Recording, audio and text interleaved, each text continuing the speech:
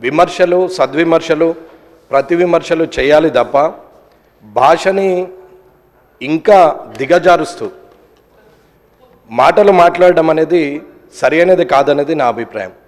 కొత్తగా వచ్చిన నాలాంటి వారు 57 మంది ఈ అసెంబ్లీలో ఉన్నారు.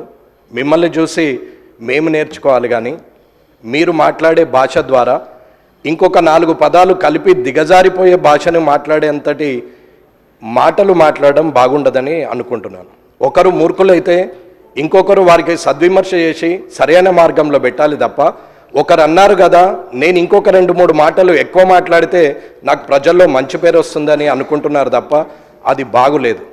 ఇలా మనం ఒకరి మీద ఒకరు మాట్లాడుకుంటూ వాటిని కనీసం రికార్డ్స్లోకి కూడా తీసుకునే పరిస్థితులు లేకుండా మీడియా ముందట మాట్లాడుతూ పోతుంటే ఆఖరికి మీడియా వాళ్ళు కూడా క్లాస్మేట్స్, చిన్ననాటి మిత్రులు ముఖ్యమంత్రి గారు అయినట్టు ముఖ్యమంత్రి రేవంత్ రెడ్డి లేకపోతే మాజీ ముఖ్యమంత్రి చంద్రశేఖర్ రావు అని చెప్పి సింగులర్ వర్డ్లు మాట్లాడి ప్రధానమంత్రి మోడీ అని మాట్లాడి చిన్ననాటి మిత్రులతో సంబోధించినట్టు సంబోధించే పరిస్థితికి మీడియా కూడా వచ్చిందంటే దానికి కారణం రాజకీయ నాయకులమైన మనమనేది మీరు గ్రహించాలి.